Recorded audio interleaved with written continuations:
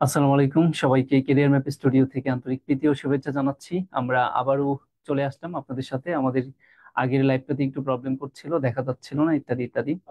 তো আমাদের সাথে আবারও একটু কষ্ট করে যারা জয়েন হয়েছেন তারা একটু আমাকে কমেন্ট সেকশনে একটু কনফার্ম করেন যে আসলে সাউন্ডটা ক্লিয়ার হচ্ছে কিনা আর আমাকে শুনতে পাচ্ছেন কিনা।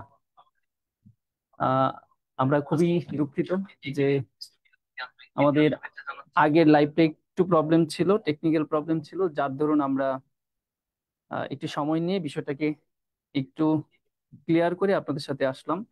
তো সবার প্রতি একটু রিকোয়েস্ট থাকবে, আমাকে একটু জানাবেন যে আমাকে পূর্ণাঙ্গ ভাবে দেখতে এবং শুনতে পাচ্ছেন কিনা। আশা করি শুনতে পাচ্ছেন। আমাদের সাথে আস্তে আস্তে অনেকে জয়েন হয়ে গিয়েছেন। তো কাটমার কত হতে পারে, কার প্রত্যাশা কেমন, আমাকে একটু কমেন্ট সেকশনে আমাকে একটু কমেন্ট সেকশনে জানিয়ে দিন যে 47 যারা যারা দিয়েছেন অনেকেই হতাশ হয়তো মনে হচ্ছে, কিন্তু কার কাটমার কেমন হতে পারে এটাও আমাদের একটু কমেন্টসে জানিয়ে দিতে পারেন। আমরা একটু দেখতে চাই কারা কারা আমাদের সাথে আছেন। আচ্ছা, আসেন আমরা আর সময় নষ্ট না করে চলে যাই। যেটা বলছিলাম, যে এখানে একটা প্রশ্ন দেখতে পাচ্ছেন, যদি 5x³ - 2x² + x + k = 0 হয়, তাহলে এর একটি উৎপাদক তারা বলে দিয়েছে 3 - x - 3। তাহলে কে এর মান কত আমাদের কাছে সেটা জানতে চাওয়া হয়েছে। তো খেয়াল করে দেখেন, আমরা যে বিষয়টা আপনাকে বুঝাইতে চাচ্ছিলাম, সাপোজ একটা সংখ্যার কথা চিন্তা করি। এই যে 15 একটি সংখ্যা, এই 15-এর যে কয়টি উৎপাদক আছে, ধরেন 1 একটি উৎপাদক, হ্যাঁ, 2, এখানে 3 একটি উৎপাদক, আবার 5 একটি উৎপাদক, এবং 15 তো নিজে একটা আছে। এখন এর মধ্যে থেকে যে কোনো একটি উৎপাদক যদি আমি দিয়ে দেই, তাহলে সেই উৎপাদক দিয়া ওই সংখ্যাটা অফকোর্স নিঃশেষে বিভাজ্য, মানে ভাগশেষ কি হবে, 0 হবে। যেমন আমরা এই 15-কে যদি তার একটা উৎপাদক 3 দিয়ে ভাগ করি, তাহলে আমাদের ভাগশেষটা অফকোর্স কি হবে, 0 হবে। তো সেই সুবাদে আমরা বলতে পারি, এইখানে যে আপনি একটা রাশি দেখতে পাচ্ছেন, 5x³ - 2x² +x + k = 0, এইটার একটা উৎপাদক বলে দিয়েছে। কি বলে দিয়েছে সেটা, x - 3। তার মানে এই x - 3 দ্বারা যদি এই রাশিটাকে ভাগ করেন, তাহলে ভাগফল অফকোর্স কি হবে, 0 হবে। তো সেই ক্ষেত্রে আপনি বলতে পারেন যে আমরা x - 3 সমান কি বলতে পারি, 0 বলতে পারি। অতএব এটা ক্যালকুলেশন করলে এক্স এর একটা মান পাচ্ছি কত, 3। এখন আমরা এই যেখানে এক্স আছে সেখানে তার মানটা বসিয়ে দিই, তাহলে ওইখানে আমরা কে এর মানটা পেয়ে যাব, যেটা আমাদের কাছে জানতে চেয়েছে। তাহলে 5, এটা মেবি x³ ছিল, x³ তাহলে এক্স এর মান কত, এক্স এর মান হচ্ছে 3, তার উপরে কিউব -2 × x², দ্যাট মিনস 3², আবার +3 + k = 0। তো এটা ক্যালকুলেশন করলে আমরা যেটা পাই, 27 আর 5 এখানে গুণ করলে কত আসবে, 135। আর এখানে কত, 3 × 3 = 9, 9 × 2 = কত, 18, প্লাস এখানে 3 + k = 0। তাহলে এটা ক্যালকুলেশন করলে আমরা এখানে কত পাবো, 17 3 120। তার মানে আমরা এখানে পাবো হচ্ছে 120 প্লাস k = 0। অতএব আমরা বলতে পারি কে এর মান কি পাচ্ছি, -120। তাহলে একটি উৎপাদক যদি x - 3 দেওয়া থাকে, তাহলে ওইখানে কে এর ভ্যালু যেটা হবে সেটা হচ্ছে -120। এইটা খুব একটা ক্রিটিক্যাল কোয়েশ্চেন ছিল না, এটা সবাই পেরেছেন আশা করি। তো আমরা নেক্সটে আসি। পরে কি বলছে দেখেন, এখানে বলছে যে নিচের সিরিজের ফাঁকা জায়গায় কোন সংখ্যা হবে আমাদের কাছে সেটা জানতে চাওয়া হয়েছে। আমরা একটু কমেন্টসটা দেখতে চাচ্ছিলাম যে আসলে কাদের কাদের পরীক্ষা কেমন হয়েছে এবং কারা কাট মার্ক কত প্রত্যাশা করছেন এই এই মুহূর্তে এসে। মোটামুটি আমাদের বেশ টাইম চলে গিয়েছে। আমরা জানি যত সময় গড়াতে থাকে তত আপনার কাট মার্ক কি হতে থাকে, কারো কারো প্রত্যাশার চাইতেও কি হয়ে যায়, বেশি হয়ে যায়। অনেকে হয়তো চিন্তা করছেন যে হ্যাঁ এবার 100-র মধ্যেই হবে, আবার দেখা যাবে আলটিমেটলি 100+ লাগবে। তো এমনও কিন্তু হতে পারে। কার কার কি আসছে আমাদের একটু একটু কমেন্ট সেকশন জানিয়ে দেন যে কার কার কাট মার্কের প্রত্যাশাটা কেমন। এখানে একটা ধারা দেখতে পাচ্ছি, সিরিজ দেখতে পাচ্ছি। এখানে তারা বলতেছে, খেয়াল করে দেখেন, আমি যদি এই দিক থেকে চিন্তা করি, 1-এর পরে 3 হয়েছে, তার মানে আপনি কি বুঝতে পারছেন, 3 গুণ হচ্ছে। 3-এর পরে কি হচ্ছে, 9 হচ্ছে, তার মানে আরো 3 গুণ হচ্ছে। তাহলে নিশ্চয়ই পরের সংখ্যাটা কি হবে, 3 গুণই হবে, 9-এর 3 গুণ কত? 27। মজার ব্যাপার দেখেন, 27-এর 3 গুণ করলে কত আসে? সে 100, সেই 81 আসবে। আবার 81-র 3 গুণ করলে কত আসবে? 243। তার মানে আমরা বলতেই পারি এই ফাঁকা জায়গায় আসলে কি হবে? 27 হবে। 2 নম্বর 27 আনসার করেছেন, রাইট। আগে আমি একটু জানতে চাচ্ছি আপনারা কাট মার্ক কেমন প্রত্যাশা করছেন, কার কি মনে করছেন যে কত হতে পারে? এবার দেখেন কি বলছে, যদি লগ এক্স ভিত্তিক 324 = 4 হয়, তবে এক্স এর মান কত আমাদের কাছে সেটা জানতে চাওয়া হয়েছে।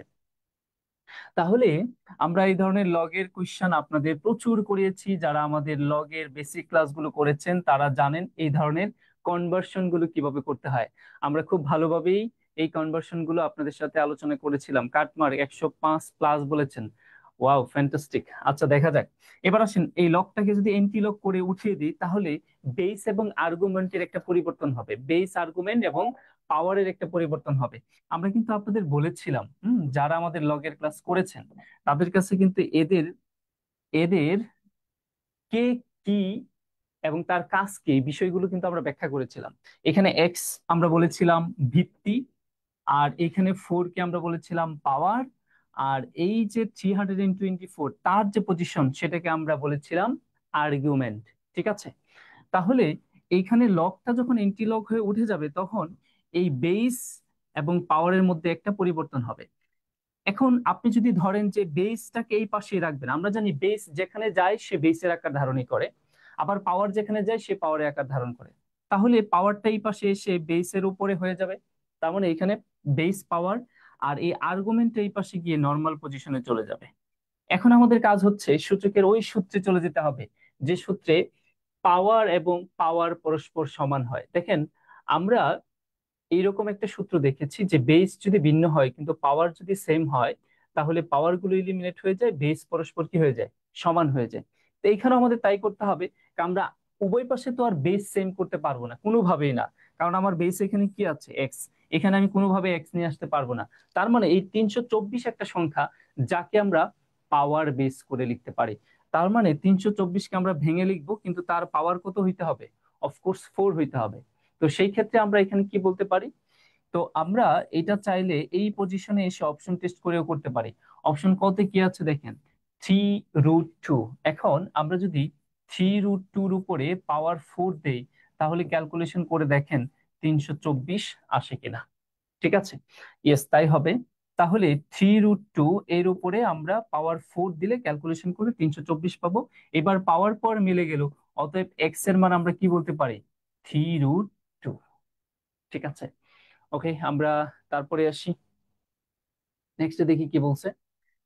একটি গুণোত্তর ধারার প্রথম ও দ্বিতীয় পথ যথাক্রমে 27, 9, তাহলে ধারাটির দশম পথ কত? ঠিক আছে? তাহলে এবার প্রশ্নটা আমরা যেটা দেখতে পাচ্ছি, এটা গুণোত্তর ধারার একটি প্রশ্ন। তো তারা প্রথম পদ, আমরা গুণোত্তর ধারার প্রথম পদ জানি এ, আর এ সমান এখানে কত দেওয়া আছে? 27। এবং আরেকটা কথা বলছে দ্বিতীয় পদ, তো আমরা গুণোত্তর ধারার সাধারণ পদের পদের যে সূত্র সেটা আমরা জানি AR⁻n−1। তাহলে যেহেতু তারা দ্বিতীয় পদ বলেছে, তাহলে AR⁻n এর মান 2, 2 - 1 ইকুয়াল এখানে আমরা কি বলবো? 9। তাহলে এটাকে ক্যালকুলেশন করলে AR সমান আমরা বলতে পারি 9। এখন এইখানে আপনি এর মানটা বসিয়ে দেন, তাহলে আর এর মানটা পেয়ে যাবেন। 27 যদি এখানে বসিয়ে দেই, তাহলে আর এর মান আমরা পাই হচ্ছে আর সমান 9/27, তার মানে 3 নং 27। অতএব আমরা কমন রেশিও যেটা সেটা পেয়ে গেছি হচ্ছে এখানে কত? 1/3। এখন আপনি চাইলে সূত্র দিয়েও করতে পারেন, অথবা এই ম্যাথ কিন্তু আমরা ম্যানুয়ালিও করতে পারি চাইলে। তো যেহেতু আমরা একদম পুরো বেসিকটা ডিসকাশন করে আলোচনা করছি, সুতরাং আমরা ওইভাবেই দেখাই। তো আমাদের এখানে জানতে চাইছে কত নাম্বার পদ, দশম পদটি কত। তার মানে এই সাধারণ পদ কি? AR⁻n−1। এবার n এর মান কত হবে? 10-1। এবার আমরা এ আর এদের সবার মান জানি, বসিয়ে দিই। তাহলে এর মান কত? 27 ইন্টু আর এর মান আমরা কি পেয়েছি? 1/3। তার উপরে পাওয়ার কত হবে বিয়োগ করলে? 9। এখন এইটাকে যদি আমরা ক্যালকুলেশন করি, তাহলে 27, দেখেন এটাকে আমরা ভেঙে কি এভাবে লিখতে পারি কিনা, 3³ আর ওইখানে আমরা 3-র উপরে পাওয়ার 9 দিলে, 1-এর উপরে পাওয়ার 9 দিলে 1ই হবে, আর 3-র উপরে পাওয়ার এখানে 9 রাখলাম। এখন যদি কেউ বড় সংখ্যায় যেতে না চান, তাহলে আমরা চাইলে কিন্তু এটা এভাবে লিখতে পারি, 3 কিউব ইন্টু 3 ইনভার্স 9। ক্যালকুলেশন করলে পাওয়ার বিয়োগ হয়ে যাবে। আমরা জানি বেজ যদি সেম থাকে তাহলে পাওয়ার গুলো যোগ হয়, যোগ হলে আলটিমেটলি এখানে কি হবে, 3 - 9 প্লাস মাইনাসে। অতএব আমরা এখানে যেটা বলতে পারি সেটা হচ্ছে t⁻⁻6, দ্যাট মিনস 3 ইনভার্স 6। তো এটাকে এখন আমরা লিখতে পারি, 3 ইনভার্স 6 কে আমরা লিখতে পারি 1/3⁶, আর 3⁶ মানে কত, 729। তার মানে 3 কে যদি আপনি 6 বার গুণ করেন তাহলে কত পাবেন, 729। এখন কেউ যদি মনে করেন যে না আমি এভাবে যাব না, এখানে যেহেতু আমাদের প্রথম পদ কত দেওয়া আছে, 1 নাম্বার পদ যেটা সেটা 27 দেওয়া আছে, তাহলে 1/3 গুণ করে করে যাবে। তাহলে 2 নাম্বার পদটা আমার কি হবে, এই 27কে যদি 1/3 দ্বারা গুণ করি তাহলে কত হবে, 9।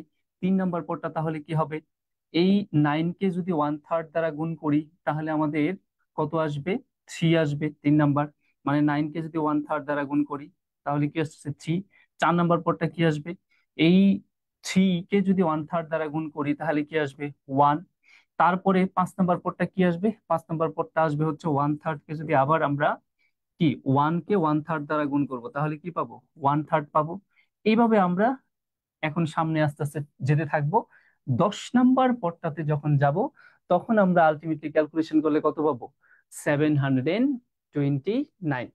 ওকে, আমরা তাহলে পরে আসি, কি বলছে দেখেন, একটি বৃত্তস্থ বর্গের প্রত্যেক বাহুর দৈর্ঘ্য 2 সেন্টিমিটার হলে ওই বৃত্তের ক্ষেত্রফল কত আমাদের কাছে সেটা জানতে চাওয়া হয়েছে। আমরা একটু দেখতে চাই এটার আনসারটা কি হবে। কয় নাম্বার, 5 নাম্বারের আনসারটা কি হবে একটু লিখেন, এটা আমাদের ক্লাসে অনেকবার করিয়েছি আমরা।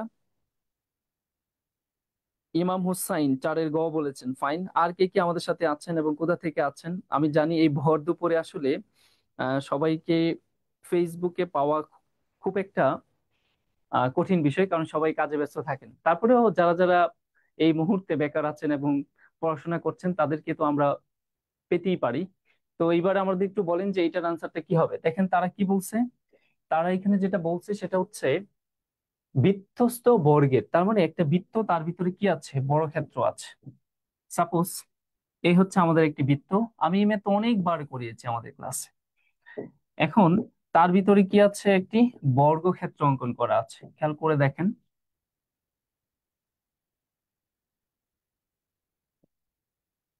সাপোজ এই হচ্ছে বৃত্তস্থ একটি বর্গক্ষেত্র। এখন এই বর্গক্ষেত্রের প্রত্যেকটা বাহুর দৈর্ঘ্য তারা কত বলে দিয়েছে, 2 বলে দিয়েছে, ফাইন। এখন আমাদের কাছে জানতে চেয়েছে কি, এই বৃত্তের ক্ষেত্রফল। তো আমরা জানি বৃত্তের যে ক্ষেত্রফল, সেই ক্ষেত্রফলের সূত্র আমরা πr², আমরা সবাই জানি। তো এখানে চ্যালেঞ্জটা হচ্ছে কি, তাহলে এই বৃত্তের ক্ষেত্রফল বের করতে গেলে আগে আমাদের আর এর মান, দ্যাট মিনস রেডিয়াসটা কত সেটা জানতে হবে। তো আমরা জানি অনেকে আনসার করেছেন, mister Tushar Ahmed 2π, wow fantastic, 2π, thank you. আচ্ছা, এবার আসেন, আমরা যেটা বলছিলাম, বৃত্তের ভিতর যদি বর্গ অঙ্কন করা থাকে তাহলে ওই বৃত্তের ব্যাস এবং বর্গের কর্ণ পরস্পর কি হয়, সমান হয়। তাহলে এই বৃত্তের খেয়াল করে দেখেন তো, এই যে এই বর্গের কর্ণ যদি আমরা এটা বলে থাকি তাহলে এই কর্ণটাই এই বৃত্তের আবার কি, ব্যাস কিনা। তো আমি অনেকবার এটা পড়িয়েছি, যারা আমার জ্যামিতি ক্লাস করেছেন তারা জানেন, বৃত্তের ভিতর যদি বর্গ অঙ্কন করা থাকে তাহলে ওই বৃত্তের ব্যাস, দ্যাট মিনস 2r সমান ওই বর্গের কর্ণ, তার মানে √2a। এটা আমরা খুব ভালোভাবে লিখে দিয়েছি অনেকবার। যারা আমার অফলাইনে ক্লাস করেন তারা এই বিষয়টা খুব ভালো করে জানেন আমরা এটা কিভাবে আলোচনা করেছিলাম। তাহলে √2 ইন্টু এর মান দেওয়া আছে কত, 2, দ্যাট মিনস ওই যে বাহুটা আছে সে বাহুর মান এখানে কত, 2। এখন আমরা এই 2 ভাগ করে দিই, অতএব আর এর মান আমরা এখানে পেয়ে গেলাম কত, √2। তো এইবার আমাদের কি বলছিল, বৃত্তের ক্ষেত্রফল। তাহলে বৃত্তের ক্ষেত্রফল আমরা কি বলেছিলাম, πr²। তার মানে আর এর মানটা তো পেয়ে গেলাম, কি পেয়ে গেছি, √2। তার উপরে কি হোল স্কোয়ার, স্কোয়ার এবং রুটে কাটা গেলে আলটিমেটলি কি পাওয়া যাবে, আলটিমেটলি আমরা যেটা পাচ্ছি সেটা হচ্ছে 2π। তাহলে যারা যারা 2π অ্যান্সার করেছেন, অ্যাবসলিউটলি রাইট। মিস্টার তুষার সাহেব আপনারটাও রাইট। তো আমরা নেক্সটে আসি, দেখি নেক্সটে আমাদের কি বলেছে।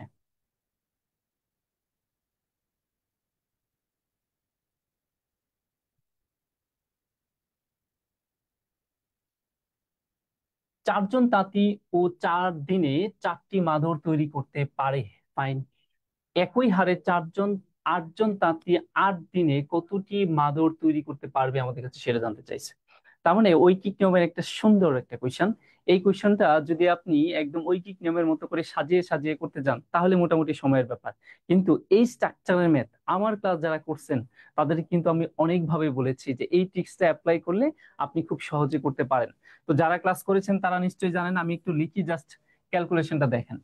তাহলে আমাদের এখানে 4জন ব্যক্তি 4 দিনে, ফলাফলটা কি? 4টি মাদুর। তাহলে 4জন ব্যক্তি 4 দিনে, ফলাফলটা কি? উপরে বলছিলাম কেন কি কি আমি কিন্তু লিখে দিয়েছিলাম। উপরে কি হয় নিচে কি হয় ওই ট্রিক্সটা কিন্তু আমরা লিখে দিয়েছিলাম। তাহলে ফলাফলটা এখানে কি? 4। এখন তারা দেখেন কি বলছে, একই হারে, তার মানে এইখানের হার আর এখানে হারটা কি সেম। একই হারে তারা বলতেছে 8জন তাঁতি, তার মানে এইবার 8জন তাঁতি কয় দিনে? 8 দিনে কি করবে, কতটি মাদুর তৈরি করবে সেটা জানি না। আপনি ক্যালকুলেশন করেন, এই চার কেটে দেন, এই 4 দিয়ে 8কে কাটেন 2।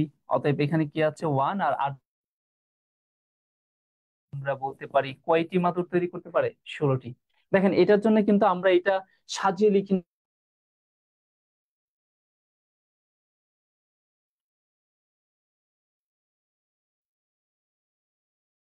আমাদের বেসিক ওইটা আমাদের থাকবেই।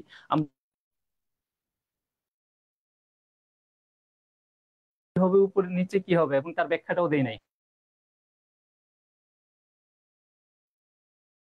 এই ম্যাথটা কিন্তু এই স্ট্রাকচারের ম্যাথ কিন্তু সবচেয়ে বেশি পছন্দ করে হচ্ছে আইবিএ, ঐকিক নিয়মের এই ম্যাথটা। আচ্ছা, আইবি এর ম্যাক্সিমাম কোশ্চেনে কিন্তু আপনি এই কোশ্চেনটা পাবেন, তাদের এই টাইপের কোশ্চেন। এবার দেখেন কি বলছে, সরলরেখা। বিসিএস এর কিন্তু রিটেনের সরলরেখা ছিল। আহ যতদূর আমরা জানি যে সিলেবাস অনুযায়ী যদি বলি, তো তারপরে এক সরলরেখার কোশ্চেন, খুবই সুন্দর একটা কোশ্চেন ছিল, 0 0 স্থানাঙ্ক এবং 3 স্থানাঙ্ক যদি হয় বিন্দুগামী সরলরেখার সমীকরণ কোনটি আমাদের কাছে সেটা জানতে চাওয়া হয়েছে। আচ্ছা, আমরা এটা ডিটেলসে না গিয়ে আমি আপনাদের সরল রেখার A to Z একটা ক্লাস দিব, ওইখানে পুরো বিষয়গুলো আলোচনা করব। তাহলে দুই বিন্দুগামী সরলরেখার আমরা একটা সূত্র জানি, x - x1, x1 - x2,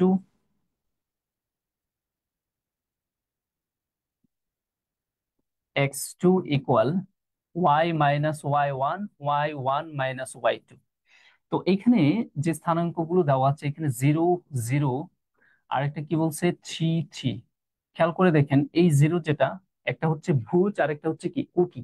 তাহলে এটা হচ্ছে x1 আর এটা হচ্ছে কি y1, আর এই 3 হচ্ছে x2, আর এই 3 হচ্ছে y2 রিপ্রেজেন্ট করে। এবার আমরা মানগুলো বসিয়ে দিই। আবার এটা ঢাল দিয়েও বলা যায়, ঢাল যদি এটার 1 আসে তাহলে এক্স এবং ওয়াই পরস্পর কি থাকবে? সমান থাকবে। সেই ক্ষেত্রে কিন্তু আনসার করে ফেলা যায় যে আনসার কি হবে? ক হবে। আরেকটা ব্যাপার আছে এরকম, এখানে ভুজকুটি আর এইখানের ভুজকুটি যদি পরস্পর সেম থাকে সেই ক্ষেত্রেও কিন্তু আনসার আমরা খুব দ্রুত বলতে পারি এক্স ইকুয়াল কি ওয়াই। কখন? যখন ভুজকুটি ভুজকুটি সেম থাকবে, আমাদের পুরো ক্যালকুলেশন করার দরকার নেই। তারপরেও আপনি যদি ক্যালকুলেশন করেন, x - x1 এর মান কত? 0। তারপরে x1 - x2, তাহলে x1 এর মান কত? 0, -x2 এর মান কত? 3। এবার আসি y - y1। তো y1 এর মান কি? 0। তারপরে কি বলা হয়েছে? y1 - y2, y1 এর মান কি? 0, y2 এর মান কি? 3। এবার আপনি ক্যালকুলেশন করলে যেটা পাবো সেটা হচ্ছে x/-3, আর এই পাশে আমরা y/-3, -3 কাটা গেলে আমরা বলতে পারি x সমান হচ্ছে কি y। তাহলে আমাদের আনসারটা কি আসতেছে? অপশন ক। আমরা সরলরেখা নিয়ে বিস্তারিত আলোচনা করব, সরলরেখার একদম বেসিক A to Z নিয়ে আমরা একটা ক্লাস নিব, যাতে করে আপনাদের এই সরলরেখা নিয়ে আর কোনো প্রকারের প্রবলেমে পড়তে না হয়। অনেকে আনসার করেছেন দেখতে পাচ্ছি। আচ্ছা, নেক্সটে আসি তাহলে, দেখি কি আছে আমাদের। আহ এই পর্যন্ত এসে কার কত টিকছেন, মানে কার মার্ক কত আসছে? সময় যত পার হচ্ছে তত কিন্তু আপনাদের মার্ক চলে যাচ্ছে। হ্যাঁ, তো এই মুহূর্তে কার কততে এসে ঠেকেছে আমাদের একটু কমেন্ট সেকশনে জানাবেন। তো পারছিলাম, বাট বাকি প্রশ্ন দেখে মাথা ঘুরায়। হ্যাঁ, ম্যাথটা দেখে আপনারা সবাই একটু রিল্যাক্সে ছিলেন, কিন্তু বাকি যে কোয়েশ্চেন গুলো ছিল সেগুলো কেমন জানি এবার সবগুলো কোয়েশ্চেনে একটু কনফিউজিং কনফিউজিং ব্যাপার ছিল, হবে কি হবে না ইত্যাদি ইত্যাদি। তবে ম্যাথ আর ইংলিশে মনে হয় আপনাদের রিল্যাক্স রেখেছিল ওরা। যাই হোক, আর আমরা সবসময় বলতাম বিসিএস এর 2 3টা কোয়েশ্চেন আপনার দেখবেন যে কোনোটাই অ্যান্সার না। ওইগুলো নিয়ে মাথা ঘামানো মানে সময় নষ্ট করা। ওইটা ওদের ইচ্ছাকৃত ভুল হওয়ারই সম্ভাবনা বেশি, কারণ এত মানুষ মিলে প্রশ্ন করে দুইটা তিনটা কোয়েশ্চেন দুইটার মধ্যে ভুল থাকাটা, এটা আসলে এটা বোঝাই যায় তাদের একটা টিক্স হতে পারে। যাই হোক, আমরা ওইদিকে না যাই। এবার দেখেন কম্বিনেশনে খুব সুন্দর একটা কোয়েশ্চেন আসছে। এন কম্বিনেশন 12 সমান, তারা বলতেছে এন কম্বিনেশন 8 হয়, তবে আনসার বের করতে বলছে 22 কম্বিনেশন এন। এখন এইটা দেখে অনেকের মাথা ঘাবড়ে গেছে।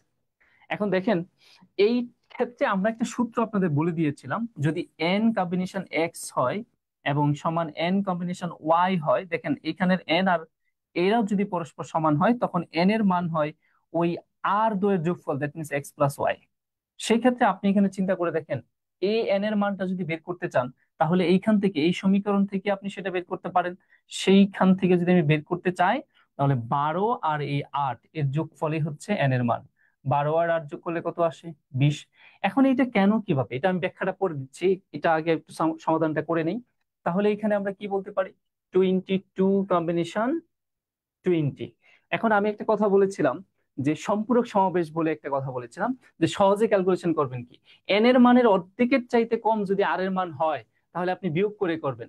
তাহলে 22-এর অর্ধেকের চাইতে আর এর মান 20, তার মানে অর্ধেকের চাইতে বেশি। তাহলে আপনি 22 কম্বিনেশন 20 না বলে 22 - 20 চিন্তা করেন, তাহলে কত হয়? 2। তাহলে এখানে বলেন কি 2। দেখেন, এটা রেজাল্টও যা, এটা রেজাল্টও তা আসবে। যারা আমার ক্লাস করে তারা এটা জানে, সম্পূরক সমাবেশ যে বিষয়টা সেটা। এখন এটাকে আরো সহজ করে আমরা ক্যালকুলেশন করাই। এখানে সম্পূরক সমাবেশের ক্ষেত্রে যারা একটু অ্যাডভান্স, তারা এটা মুখে ক্যালকুলেশন করে ফেলতে পারে। তারপরে আমরা এবার দেখাচ্ছি। তারপরে আমরা কি করব, এখানে আর এর মান কত? 2, তার মানে নিচে 2 ঘর যাব, উপরেও 2 ঘর যাব। 2 ঘর যাওয়া বলতে কি বোঝায়? এক কমে কমে যেতে হবে। তাহলে 22 এর পরে কত হবে? 21।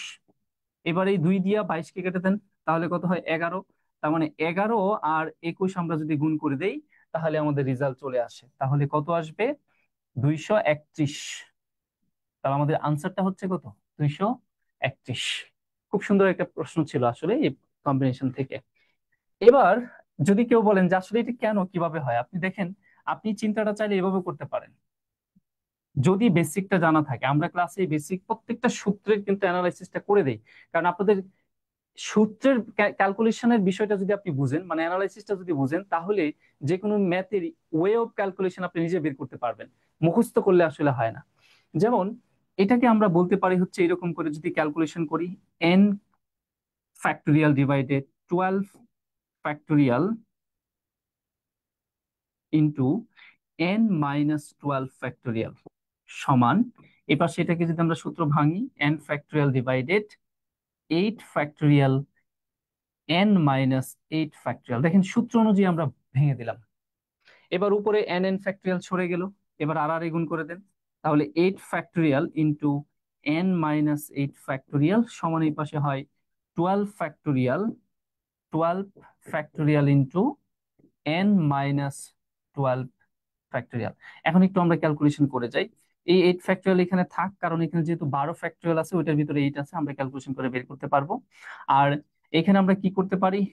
n - 8 ফ্যাক্টোরিয়ালকে আমরা ভেঙে লিখতে পারি n - 9। তারপরে লিখতে পারি n - 9 এর পরে আমরা লিখতে পারি হচ্ছে আরো এক কমাইলে কত? 10। তারপরে লিখতে পারি n - 11। তারপরে আমরা লিখতে পারি হচ্ছে n - 12 ফ্যাক্টোরিয়াল। এখানে থেমে যায়, কারণ এই পাশে আমার কি আছে? দেখেন n - 12 ফ্যাক্টোরিয়াল আছে। তাহলে সমান আমরা এখানে কি বলতে পারি? 12 ফ্যাক্টোরিয়াল। 12 ফ্যাক্টোরিয়ালকে আমরা একটু ভেঙে লিখি। 12 ফ্যাক্টোরিয়ালকে আমরা কিভাবে ভেঙে লিখতে পারি? আমরা একটু নিচে লিখি বা ফিগার ইয়াটা চেঞ্জ করে দেই। এখানে 12 ফ্যাক্টোরিয়ালকে আমরা চাইলে লিখতে পারি, এখানে যেহেতু 8 ফ্যাক্টোরিয়াল আছে, তাহলে 8 ফ্যাক্টোরিয়াল পর্যন্ত নিয়ে আসি। 12 × 11 ইন্টু তারপরে কত? 10 × 9 ইন্টু 8 ফ্যাক্টোরিয়াল পর্যন্ত রেখে দিলাম। আর এখানে কি আছে? 12 - n - 12 ফ্যাক্টোরিয়াল। এবার দেখেন n - 12 ফ্যাক্টোরিয়াল আর এই পাশে n - 12 ফ্যাক্টোরিয়াল কাটা গেল। এখানে 8 ফ্যাক্টোরিয়াল আর এখানে 8 ফ্যাক্টোরিয়াল কাটা গেল। তাহলে আমাদের রইলোটা কি?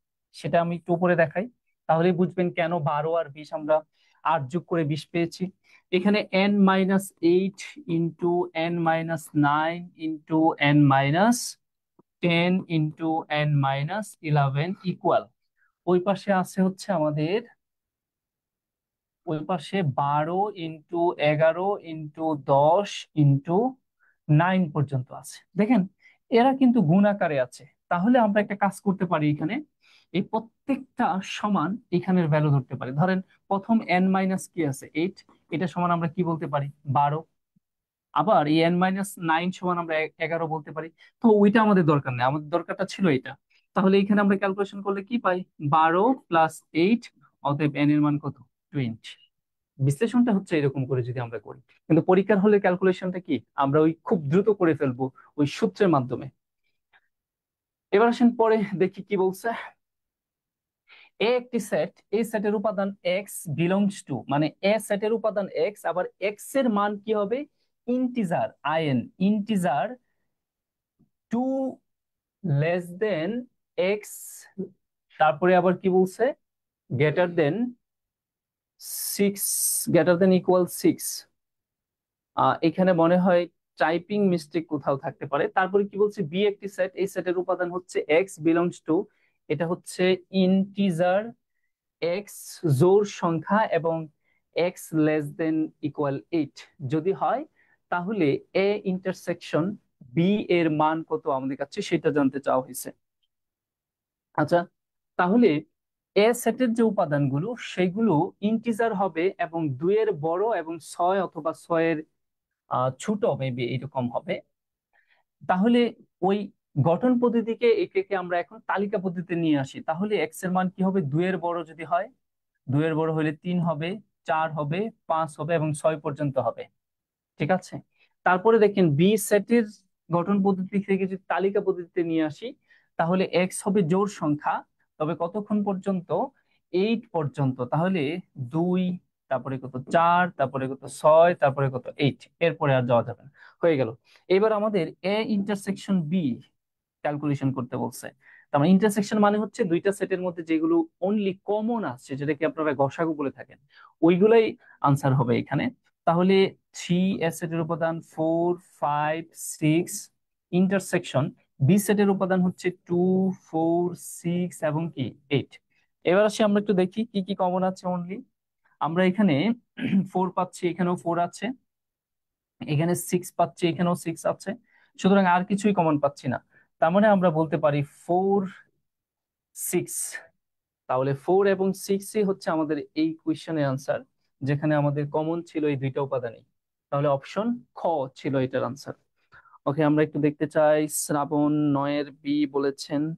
শ্রাবণ মজুমদার শিবু, এটা কয় নাম্বার 9, 9-এর কি B? Yes, you are absolutely right mister Shraban Majumdar. Rita Akter বলেছেন কমন, হ্যাঁ কমন, রাইট। এবার আসি আমরা পরের কোয়েশ্চেনটার দিকে তাকাই। পারমুটেশন কম্বিনেশনের কোয়েশ্চেন মেবি। তারপরে কি বলছে প্রবাবিলিটির কোয়েশ্চেন, সম্ভাবনা।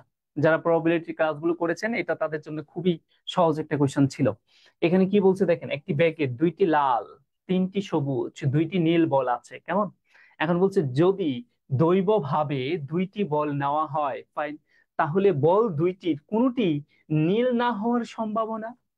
দেখেন আমরা বলেছিলাম যখন বেসিক ক্যালকুলেশন করাই, প্রবাবিলিটির ক্ষেত্রে মানে সম্ভাবনার ক্ষেত্রে হওয়া এবং না হওয়া এই দুইটার গুণফল অলওয়েজ কি হয়, এই দুইটার আমরা যদি বলি হওয়া এবং না হওয়া এই দুইটা মিলে অলওয়েজ কি হবে আনসার, সর্বোচ্চ 1 হবে। ওইদিকে না যাই, দেখেন আমরা এইভাবে একটু চিন্তা করি। সাপোজ এই হচ্ছে একটি ব্যাগ, এখন তারা এই ব্যাগে কি বলছে 2টি লাল বল, তার মানে লাল হচ্ছে আমাদের এখানে 2টি, তারপরে সবুজ 3টি, সবুজ বলেছে হচ্ছে 3টি, এবং নীল 2টি, নীল বলেছে হচ্ছে 2টি, ফাইন। এখন এইখান থেকে 2টি বল নিতে হবে, সেই 2টি নীল না হওয়ার সম্ভাবনা কত, মানে ওই 2টা নীল হবে না। তাহলে নীল না হইলে আর হবেটা কি ভাই? দেখেন যেহেতু তারা বলছে নীল হবে না, তাহলে আমরা যে কাজটা করতে পারি ওই 1 থেকে বিয়োগ না করে এখান থেকে নীল বাদ দিয়ে দিই। তাহলে যদি নীল না হয় তাহলে অবশ্যই কি হবে, লাল হবে অথবা কি হবে, সবুজ হবে। তাহলে আমাদের মোট ঘটনা কত, টোটাল আউটকাম কি? এখানে এই বক্সের ভিতরে মোট বল আছে কয়টা, 3, 2, 5 আর 2 কত 7। এই 7টার থেকে আমাদের এই ধরনের ম্যাথ গুলো আমরা বলছিলাম কম্বিনেশন দিয়ে করতে, 7টার থেকে আমার বাছাই করতে হবে কয়টা, 2টা। তাহলে সেটা কিভাবে করতে পারি, 7c2, ইয়েস, এটা আমার টোটাল আউটকাম। এবার সেই ফেভারেবল আউটকাম, ফেভারেবল আউটকামে তারা বলছে দুইটার কোনোটাই নীল হতে পারবে না। তাহলে নীল যদি না হয় তাহলে সেই দুইটার কি হবে, সবুজ অথবা লাল হবে। তাহলে সবুজ অথবা লালের কথা যদি বলি, ওইখানে আমাদের মোট বল আছে কয়টা, 3 2 5, পাঁচটার থেকে যে কোনো দুইটা হতে পারে, সেটা আমাদের ফেভারেবল আউটকাম। এখন এটাকে যদি ক্যালকুলেশন করি তাহলে হয়, এখানেও আমরা সম্পূরক সমাবেশ দিয়ে করব, 7-এর অর্ধেকের কম আর এর মান। তাহলে আর এর মান এখানে কত, 2। তাহলে নিচেও 2 ঘর, উপরে 2 ঘর। তাহলে নিচে 2 ঘর মানে হচ্ছে 2 × 1, দ্যাট মিনস 2 হবে। আর 7 × 6, এটা নিচের ক্যালকুলেশন হয়ে গেল। এবার উপরে আসি, উপরেও অর্ধেকের চাইতে কম, ঠিক আছে, তাহলে 2। তার মানে নিচে 2 ঘর, উপরে 2 ঘর, মানে 2 × 1 মানে 2 রেজাল্ট। আর উপরে 2 ঘর মানে কি, এক কমে, তার মানে 5 × 4। এবার ক্যালকুলেশন করেন, এই 2 দিয়ে এই 2 কে কেটে দেন, তাহলে কত হয় উপরে, উপরে হয় হচ্ছে 5 × 2 = 10। আর এই 2 দিয়া এই 6 কে কাটলে হয় 3, 3 সাথে কত, 21। এস শেষ। আমরা ওই এক থেকে বিয়োগ করে যে ক্যালকুলেশন, মানে না হওয়ার সম্ভাবনা, তাহলে হওয়ার সম্ভাবনা বের করে এক থেকে বিয়োগ না করে আমরা এইভাবে করে ফেলতে পারি চাইলে, আরো দ্রুত হয়ে যায় সেটা। ওকে, তাহলে আমাদের আনসার যেটা হচ্ছে সেটা হচ্ছে অপশন ক, 10/21। সুন্দর কোয়েশ্চেন ছিল এটা। 0.6 পৌনঃপুনিককে 0.9 পৌনঃপুনিক দ্বারা ভাগ করলে নিচের কোনটি সঠিক? খুবই সুন্দর একটা কোয়েশ্চেন, এবং এই কোয়েশ্চেনটা অনেকের হয়তো আহ যারা বিষয়টা না জানেন তাদের জন্য খুব কঠিন ছিল, আর যারা বিষয়টা জানেন তাদের জন্য এটা মুখে মুখে ক্যালকুলেশন হয়ে যেত। তাহলে এখানে দেখেন 0.6 পৌনঃপুনিক, ওকে ফাইন, এটা এভাবেই থাক। এখন এটাকে ভাগ করতে বলছি কি 0.9 পৌনঃপুনিক দিয়া। আচ্ছা, আমরা 0.6 পৌনঃপুনিক রেখে দেই। আর আলাদা করে যদি আমি বলি 0.9 পৌনঃপুনিক, এটাকে সাধারণ ভগ্নাংশে প্রকাশ করার নিয়ম এখানে কি, দেখেন, 9 কি হবে, 9 হবে সাধারণ ভগ্নাংশে যদি প্রকাশ করি। এখন এটা কেন, কিভাবে, এই সম্পর্কিত প্রচুর আলোচনা আছে। এখানে যদি পৌনঃপুনিক থাকে তাহলে আমরা প্রথমে কি চিন্তা করব, পৌনঃপুনিক বাদের সংখ্যাটা, তার থেকে আমরা মাইনাস করে দিব। পূর্ণ সংখ্যায় যদি কিছু থাকে, কিছু নাই, তার মানে কি শূন্য। এটা দেওয়া না দেওয়া একই কথা, আমরা ওই আলোচনায় না গেলাম। ডিভাইডেড যতটা পৌনঃপুনিক ততটা 9 হয়, ওইটাতেও না গেলাম। যাই হোক, মজার ব্যাপার দেখেন, এই 9 কেটে দিলে কি হয়, আনসার 1। তাহলে এই যে 9 পৌনঃপুনিক, এইটার রেজাল্ট আসলে কি পাচ্ছেন, 1। দেখেন, ওইটা ভাঙার দরকার নাই, ভাঙা ম্যাথটাকে জটিল করার দরকার নাই। তাহলে এটা ক্যালকুলেশন করলে কি পাইলেন, 0.6 পৌনঃপুনিক, তার মানে এইটি আনসার। এখন কেউ যদি সময় নষ্ট করতে চান, কিভাবে ক্যালকুলেশন করে, 0.6 পৌনঃপুনিক এটাকে যদি আপনি ভাঙেন, তাহলে ওইটা ডিভাইডেড ডিভাইডেড 0.9 পৌনঃপুনিক, এটা যদি করতে চান এইভাবে, যে 6/9, তারপরে কি বলবেন, 9/9। ওকে, তাহলে 6/9, এখানে তাহলে কি হচ্ছে, 6/9 গুণ করে উল্টে দিলে 9/9 একই কথা।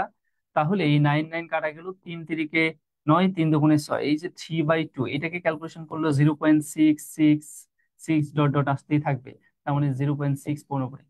এভাবে করে দাও, সময় নষ্ট করার কোনো দরকার আসলে নেই। কোয়েশ্চেনটা তারা এইভাবেই সাজিয়েছে, যাতে করে আপনি কেউ ওই ফাঁদে যদি যান, ক্যালকুলেশন করতে যান, তাহলে আপনাদের সময় বেশি লাগবে।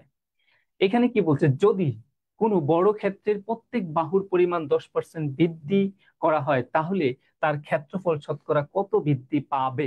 যারা আমার ক্লাসগুলো করেছেন, সাকসেসিভ রুল বলে একটা কথা আমরা বারবার উচ্চারণ করেছি। আর সাকসেসিভ রুল থেকে আমরা বলেছি জিওমেট্রিতেই প্রচুর কোয়েশ্চেন হয়, হ্যাঁ, ওইটা আবার পার্সেন্টেজেও হয়ে থাকে। তো সেই কোয়েশ্চেন অনেকের তো এটা মুখস্থই আছে। আর এইখানে দেখেন, আপনি যদি খুব দ্রুত করতে চান, সাপোজ এই হচ্ছে একটি বড় ক্ষেত্র। এখন এই বড় ক্ষেত্রে কি বলেছে তারা, দৈর্ঘ্য 10% বৃদ্ধি পাইছে, আবার প্রস্থ 10% বৃদ্ধি পাইছে। তাহলে এই যে ক্ষেত্রফলটা বৃদ্ধি পেল, এটা শতকরায় কত বৃদ্ধি পাবে আমাদের কাছে সেটা জানতে চাইছে। এখন এটা বেসিক ক্যালকুলেশন করে যদি করেন মোটামুটি সময় বেশি লাগবে, কিন্তু খুব দ্রুত যদি করতে চান, কারণ এগুলো বারবার যেহেতু আসে, আপনি ওই কৌশলটা অবলম্বন করতেই পারেন। আমরা শিখেছিলাম, যদি বৃদ্ধি পায় তাহলে +10, পরেও যদি বৃদ্ধি পায় তাহলে +10। এই প্লাস আর এই প্লাস গুণ করলে যেটা পাবো সেটা আমরা এখানে বসাবো প্লাস সাইন, তারপরে আর কোনো প্লাস সাইন মাইনাস সাইন দিব না। 10 × 10 ডিভাইডেড সূত্রের 100। এটা কিভাবে আসছে এইগুলো ব্যাখ্যা আমরা ক্লাসে দিয়েছি অনেক। তাহলে এইটা কাটলে আমরা যেটা পাচ্ছি 20, প্লাস এখানে কত 1, তার মানে 21%। যদি এটা পজিটিভ আসে তাহলে 21% বৃদ্ধি পেয়েছে। এখন যদি কেউ বলেন আমি এভাবে করতে চাই, করতে পারেন। এটা 100 ধরলেন, তারপরে আবার কি হলো, 10% বৃদ্ধি পাইলো, তাহলে 100 এর 10% কত? 110%। ক্যালকুলেশন করে আবার 110% বের করবেন, ওইখান থেকে দেখবেন 121 আসবে। ওই 121 100 থেকে বিয়োগ করবেন, তাহলে কত আসবে? 21 আসবে। করতে পারেন, কোনো সমস্যা নেই, একাধিক ওয়ে আছে। তবে আমরা এইরকম করে করে সূত্র লিখে দিয়েছিলাম, ওইভাবে যদি করেন এই ম্যাথ গুলো বারবার যেহেতু রিপিট হয়, তাহলে আপনার পরীক্ষার হলে সময়টা আপনি বাঁচাতে পারবেন। Right, thank you. নেক্সট কি বলছে দেখেন। তারা বলছে 100 টাকা 10% হারে 5 বছরের জন্য বিনিয়োগ করা হলে সরল এবং চক্রবৃদ্ধি মুনাফার পার্থক্য কত, আমাদের কাছে সেটা জানতে চাইছে। এই কোয়েশ্চেন নিয়ে আমি আমার সিম্পল ইন্টারেস্ট এবং কম্পাউন্ড ইন্টারেস্টের যে লেকচারটা ছিল, আমাদের ব্যাংকের যে লেকচারটা ছিল 7 নাম্বার লেকচার সিম্পল ইন্টারেস্টে, এখানে কিন্তু এটার মূল ক্যালকুলেশন যেটা কি, সেটা আমরা ডিটেলস এবং আপনি দ্রুত কিভাবে করবেন সেটাও কিন্তু শিখিয়েছিলাম। যাই হোক, এটা যদি নর্মালি করতে চান, তাহলে চক্রবৃদ্ধি মুনাফার সূত্র অনুযায়ী যদি ক্যালকুলেশন করেন, তাহলে আমার প্রিন্সিপাল হচ্ছে এখানে 100, 1 + 10%, তাহলে 10/100 হোল টু দি পাওয়ার 5। এটা যেটা বের হয়েছে সেটা কম্পাউন্ড অ্যামাউন্ট বা চক্রবৃদ্ধি মূলধন বের হয়েছে, যেখানে সুদ আসল দুইটাই যুক্ত আছে। তার থেকে যদি আপনি আসলটা বাদ দিয়ে দেন, তাহলে যেটা পাবেন সেটা হচ্ছে চক্রবৃদ্ধি মুনাফা। ঠিক আছে, এখন এইখান থেকে আপনি সরল মুনাফা বাদ দিবেন। তাহলে এই 100 টাকার সরল মুনাফা কয় পার্সেন্ট হারে? 10% হারে। কয় বছরের জন্য? 5 বছরের জন্য। তাহলে ক্যালকুলেশন করলে আমরা রেজাল্টটা চলে আসবে। এটা হলো একদম বেসিক সূত্র দিয়ে যদি আপনি ক্যালকুলেশন করতে চান। এখন সূত্র ছাড়া যদি ভেঙে ভেঙে ক্যালকুলেশন করতে চান, সেটাও আপনি করতে পারেন, যেহেতু এখানে পাওয়ারের সংখ্যা অনেক। তাহলে আসলে আমরা সেটা একটু দেখাই।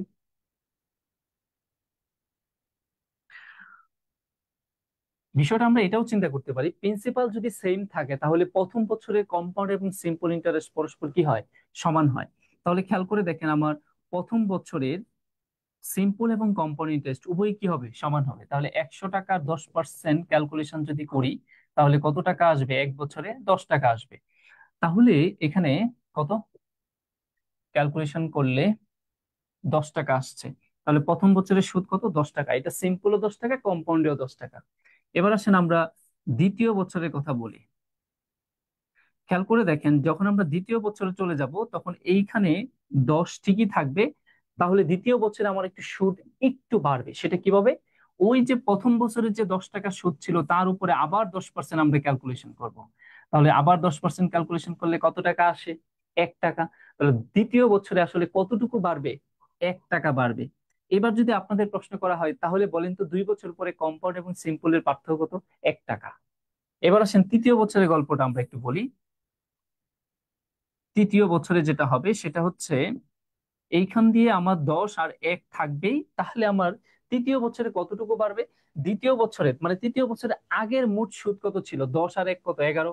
তাহলে এই 11 এর আবার 10% ক্যালকুলেশন করব। তাহলে 11 এর আবার 10% ক্যালকুলেশন করলে 1.1 বার পাবো আমরা এখানে। তাহলে তৃতীয় বছরে এসে একটু বৃদ্ধি পাবে, সেটা কত? 1.1। এবার আসলে আমরা চতুর্থ বছরের কথা বলি।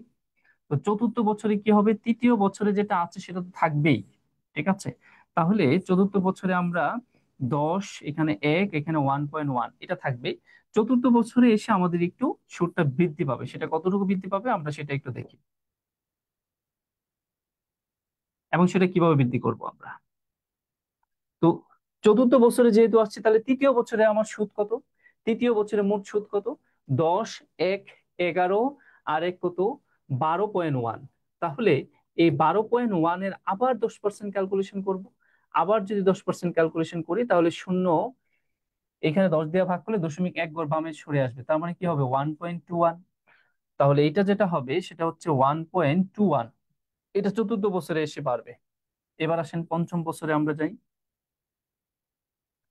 পঞ্চম বছরে যেটা হবে সেটা হচ্ছে, এখানে 10 থাকবে, এখানে 1 থাকবে, এখানে আগের বছর 1.1, এখানে 1.21। তাহলে চতুর্থ বছরে আমাদের সুদটা কত সেটা একটু খেয়াল করি।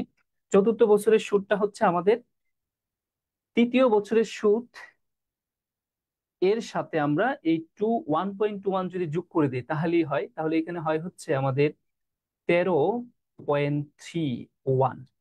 তাহলে এই 13.31 এর আবার কি বের করব? 10%। তো এর যদি 10% বের করি, তাহলে ক্যালকুলেশন করলে আমরা যেটা পাবো, 0.1 গড় বামে সরে যাবে, তার মানে 1.33 আসবে। তাহলে পঞ্চম বছরে কতটুকু বৃদ্ধি পাবে? 1.33। এবার আসেন আমরা 5 বছরে এইখান থেকে কম্পাউন্ড ইন্টারেস্টও পাবো, সিম্পল ইন্টারেস্টও পাবো, এইখান থেকে কম্পাউন্ড এবং সিম্পলের পার্থক্যটাও পাবো। সেটা কেমন? এইখান থেকে কম্পাউন্ড এবং সিম্পলের পার্থক্য হবে, দেখেন এই যে ট্রায়াঙ্গেল শেপটুকু দেখতে পাচ্ছেন, তার যোগফল। এই ট্রায়াঙ্গেল শেপটুকুর যোগফল যেটা, সেটাই হচ্ছে আমার কম্পাউন্ড এবং সিম্পলের পার্থক্য আফটার 5 ইয়ার্স, 5 বছর পরে। তাহলে আসেন আমরা একটু যোগ করে, এখানে কত আসে?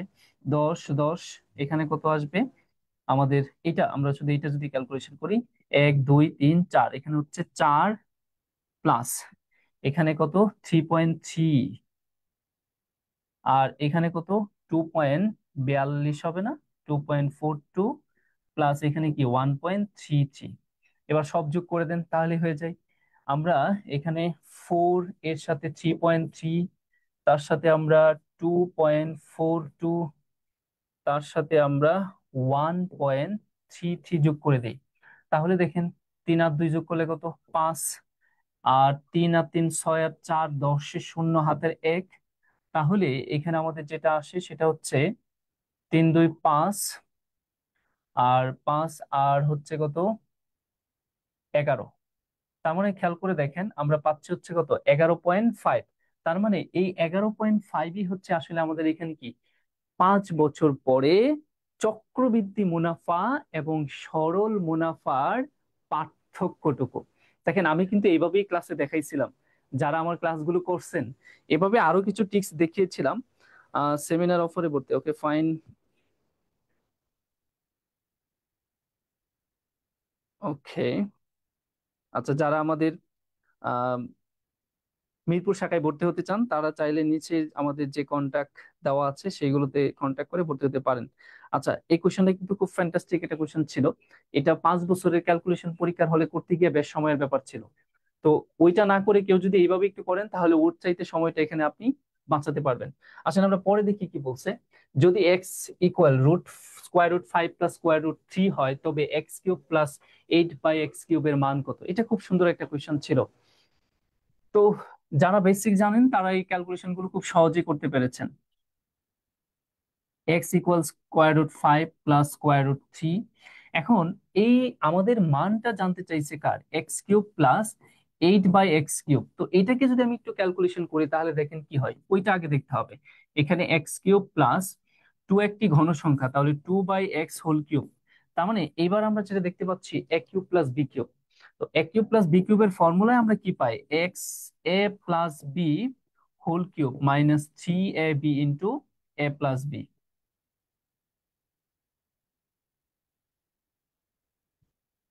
যাই হোক, ওইদিকে না যাই, আমরা যেটা বলতে চাচ্ছিলাম যে এইখানে আসলে আমাদের লাগবেটা কি? টি A B into A plus B. এখানে আমাদের মূলত লাগবে হচ্ছে এক্স প্লাস 2/x এর মান লাগবে। সেটা আমরা কোথা থেকে বের করব? এই দেওয়া আছে জায়গাটা থেকে বের করে নিয়ে আসতে হবে। তাহলে এখানে তো এক্স এর মান দেওয়াই আছে, তাহলে আমাদের কি করতে হবে? এইখানে আসার পর আমরা এটাকে ইনভার্স বা এটাকে বিপরীতকরণ করে দিব। তাহলে এটাকে আমরা কি লিখতে পারি? লবকে হর, হরকে লব করে দিই, 1/x লিখতে পারি। এটাকে কি লিখতে পারি? 1/√5 প্লাস স্কোয়ার রুট 3। এরপরে আমরা যে কাজটা করতে পারি সেটা আমরা সবাই জানি, এই হরের যে সংখ্যার যে রাশিটা থাকবে তার বিপরীতটা দিয়ে লব ও হরকে গুণ করব। তাহলে এখানে √5 প্লাস √3 ছিল, এটাকে আমরা কি করব? √5 মাইনাস √3 দ্বারা গুণ করব লব ও হরকে। √5 মাইনাস √3, আর এখানে √5 প্লাস √3 ইন্টু এখানে √5 মাইনাস √3। কেমন? তো এটা ক্যালকুলেশন করলে 1/x ইকুয়াল উপরে √5 মাইনাস √3। আর এটা দেখেন এ প্লাস বি ইন্টু এ মাইনাস বি হোল স্কোয়ারের সূত্র, এ স্কোয়ার মাইনাস বি স্কোয়ারের সূত্র। তার মানে 5 মাইনাস 3, আলটিমেটলি এখানে থাকবে 2। এখন উভয় পাশে যদি 2 দ্বারা গুণ করে দেন তাহলে আপনি পেয়ে যাবেন 2/x ইকুয়াল √5 মাইনাস √3। ইয়েস, আমরা কিন্তু এক্স প্লাস 1/x এর মান পেয়ে গেছি। মানে এক্স প্লাস 2/x এর মানটা পেয়ে গেছি। এইবার আমরা যে কাজটা করব সেটা হচ্ছে সূত্রে তো যোগ করতে হবে। তার মানে এক্স প্লাস 2/x এদেরকে যদি আমি যোগ করে দেই তাহলে এখানে √5 প্লাস √3, তারপরে প্লাস √5 মাইনাস √3। তো এখানে থ্রি থ্রি কাটা গেলে আমাদের থাকবে হচ্ছে 2√5। এইবার আমরা সূত্রে 2√5 whole cube minus 3 into a into into direct আমরা মানটা বসিয়ে দিই ইন্টু √25। এখন এটা ক্যালকুলেশন করলে আমাদের আলটিমেট রেজাল্টটা চলে আসবে। কাদের কি আসছে? অনেকে আনসার করেছেন দেখতে পাচ্ছি।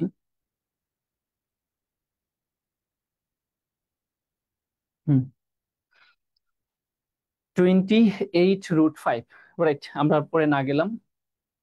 পরে কোয়েশ্চেনটাতে আসেন। সবচেয়ে কনফিউজিং কোয়েশ্চেন ছিল এটা। এটা নিয়ে অনেকে ঝামেলায় পড়ে গেছেন। তারা কি বলছে, মডুলাস x-5 মডুলাস <2 যদি হয়, তাহলে x বিলংস টু ইন্টিজার অসমতাটির সমাধান সেট কোনটি। ঝামেলাটা এটাই করছে কি, সমাধান সেট নিয়েই আমাদের ঝামেলাটা হয়েছে এখানে। তো আমরা নর্মালি জানি অসমতার ক্ষেত্রে অসমতার ক্ষেত্রে আমরা ফার্স্ট ব্র্যাকেট আর থার্ড ব্র্যাকেট এই দুইটাই ব্যবহার করে থাকি। কিন্তু যদি সমীকরণ হয় এবং সমাধান সেট বের করতে বলে, তখন আমরা আবার সেকেন্ড ব্র্যাকেট ব্যবহার করতে পারি। তো পিওর অসমতায় কিন্তু আসলে আমরা সেকেন্ড ব্র্যাকেটটা ব্যবহার করতে পারি না। সেই ক্ষেত্রে যদি আমাদের সমাধান সেট কথাটা আসে, তখন আবার আমরা ওই সেকেন্ড ব্র্যাকেটটা ব্যবহার করতে পারবো। তো আমাদের প্রথম কাজ হচ্ছে মডুলাস সাইনটা উঠাইতে হবে। তো মডুলাস সাইন উঠানোর আমরা একটা সূত্র নিয়ে আপনাদের সাথে আলোচনা করেছিলাম। হ্যাঁ, এক্স মডুলাস লেস দেন এ যদি থাকে, তাহলে মডুলাস সাইনটা উঠে যাবে। এখানে যে লেস দেন সাইন আছে এটা উভয় পাশে হবে। আর এইখানে যে রাশিটা থাকবে তার ঋণাত্মক হবে। এখানে ধনাত্মক এ আছে, এটা হবে ঋণাত্মক এ। তখন আমাদের কি মডুলাস সাইনটা উঠে যাবে। তাহলে এখানেও আমরা তাই করি, মডুলাস সাইনটা উঠিয়ে দিই। তাহলে এখানে আমরা কি বলবো, -2 less than x-5 less than 2। এখন আমাদের তো এক্স এর মান লাগবে, তাহলে এক্স এর সাথে যারা আছে তাদেরকে এট এনি কস্ট আপনাকে রিমুভ করতে হবে। তো এক্স এর সাথে কি আছে, -5 গুণ কি আছে, -5 আছে। তাহলে সবগুলো পক্ষে তার বিপরীত, দ্যাট মিনস +5 করে দিব। তো সবগুলো পক্ষে যদি আমরা +5 করে দেই, তাহলে x-5 +5 2 + 5। তো এইটা ক্যালকুলেশন করলে এই থ্রি থ্রি আমাদের বিয়োগ হয়ে গেল। তাহলে এখানে আমরা পাবো হচ্ছে 3x, আর এখানে কত 7। তার মানে এটা একটা রেঞ্জে আসছে। লেস দেন এর মানটা, লেস দেন এর ক্ষেত্রে সবসময় অসমতার যে মানটা আসে একটা রেঞ্জে আসে, একটা পরিসরে আসে। সেই পরিসরটা কি বোঝাচ্ছে? সেই পরিসরটা এটা বোঝাচ্ছে যে এক্স এর মান 3-এর চাইতে বড় কিন্তু 7-এর চাইতে ছোট। সেই ক্ষেত্রে আমরা এটাকে যদি ব্র্যাকেট ব্যবহার করে লিখতাম, এটাও আনসার।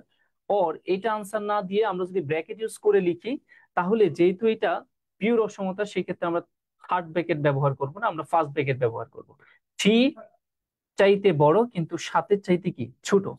এর মধ্যবর্তী যত সংখ্যা আছে সবই কার মান হতে পারে, এখানে এক্স এর মান হতে পারে। খেয়াল করে দেখেন, আমরা যদি সংখ্যা রেখায় বলি পজিটিভ ইনফিনিটি, নেগেটিভ ইনফিনিটি, তো এটা ধরেন 3 আর এটা হচ্ছে কি 7। এখন আপনার কাছে বলা হয়েছে যে এক্স এর মান 3 না কিন্তু 3-এর চাইতে বড়, আবার 7 না কিন্তু 7-এর চাইতে কি ছোট। তাহলে দেখেন এইখানে অনেকগুলো মান আছে, এখানে দশমিক সহ এবং পূর্ণ সংখ্যা সহ 3 থেকে 7-এর ভিতরে কিন্তু ভাই অনেক সংখ্যা আছে। কিন্তু তারা একটা কথা বলে দিয়েছে, সেগুলা কি হইতে হবে, ইন্টিজার। ফাইন। আরো একটা কথা বলে দিয়েছে, সেটা কি হইতে হবে, সমাধান সেট। তার মানে যারা একদম প্রথমেই এইটা পেয়ে আনসার করে দিছেন, বলেন তো আসলে কি হতে পারে আনসারটা। যারা যারা এটা নিয়ে, এটা একটা কনফিউজিং কোয়েশ্চেন ছিল ম্যাথের মধ্যে। 14-এর সি বলেছেন, কাদের কাদের এটা নিয়ে ঝামেলা হয়েছে, যে একদম অপশন এ দিয়ে রাখছে 3 5 ফার্স্ট ব্র্যাকেট দিয়া। এখন যেহেতু এখানে আপনার কাছে সমাধান সেট জানতে চাইছে এবং 3 এবং 7-এর মধ্যবর্তী ইন্টিজার ভ্যালু গুলোর কথা বলছে, সেই ক্ষেত্রে কিন্তু আনসারটা এইটা লেখাটাই যৌক্তিক। 3-এর চাইতে কি বড়, পূর্ণ সংখ্যায় 3-এর চাইতে বড় কি 4, 5, 6, কিন্তু 7-এর থেকে আবার ছোট। তার মানে আর যাওয়া যাবে না। তাহলে 4, 5, 6 সেটা আমরা কোথায় পাচ্ছি, অপশন গ। এবার আশা করি বুঝতে পেরেছেন আমাদের আসলে কোনটা আনসারটা হওয়া উচিত এবং কেন সেটা হওয়া উচিত। ওকে, আমরা পরে আসি। আচ্ছা, আমাদের কোয়েশ্চেন এই পর্যন্তই ছিল। পিওর ম্যাথমেটিক্স এর এই 15টা কোয়েশ্চেন ছিল। আমরা নেক্সট আপনাদের সাথে আরো যে 15টা আমাদের মানসিক দক্ষতা আছে সেগুলো নিয়ে আপনাদের সাথে কথা বলবো। তো সবাই ততক্ষণ পর্যন্ত ভালো থাকবেন, ক্যারিয়ার ম্যাপের সাথে থাকবেন, ক্যারিয়ার ম্যাপের পেজ এবং গ্রুপগুলোতে ফলো দিয়ে থাকবেন। আপনাদের এখন থেকে ফ্রি লাইভ ক্লাস, একটা টপিক ধরে ধরে আমি ক্লাস নেওয়ার চেষ্টা করব। মোটামুটি আমাদের পেজে যেভাবে ক্লাসটা নিই ঠিক সেভাবেই ক্লাসটা নেওয়ার চেষ্টা করব। যারা একদম রিমোট এরিয়ায় থাকেন, একদম আইসোলেটেড এরিয়ায় থাকেন, একদম গ্রাম লেভেলে থাকেন, আমি জানি। আমি গতদিন উত্তরবঙ্গ ভিজিট করছিলাম। একদম কোথা থেকে, রাজশাহী থেকে শুরু করে একদম নীলফামারী হয়ে সৈয়দপুর হয়ে রংপুর হয়ে আজকে রাত 11টায় ঢাকা নামছি। তার মানে আমি 2 দিন যাবত পুরো এলাকাটা এইখান দিয়ে ঘুরে এসেছি। তো ওই এত দূরে দূরে যারা আছেন তারা কিন্তু খুব সহজে আমাদের ক্লাসগুলো রিচ করতে পারেন। তো তাদের কথা চিন্তা করে আমি এই চিন্তা করছি যে আপনাদের আসলে ফ্রি ক্লাস নিব এখন। ফ্রি ক্লাস নিয়ে যারা একদম রিমোট এরিয়ায় আছেন, এই ঢাকা শহরের সুবিধা নিতে পারছেন না, তারাও যাতে সেই সুবিধা নিতে পারেন। এবং সেই কথায় মাথায় রেখে আপনাদের জন্য ফ্রি কোর্সের সিলেবাস সহ আমি আপনাদের জানিয়ে দিব অমুক অমুক দিন রেগুলার ক্লাস থাকবে ম্যাথমেটিক্সে। এবং পেইড বেসে যা শিখবেন অনেকটা তাই আপনারা এখান থেকে শিখতে পারবেন। ইনশাল্লাহ আমাদের সাথে থাকবেন। আজকে এই পর্যন্তই। আল্লাহ হাফিজ, আসসালামু আলাইকুম, টাটা, বাবাই।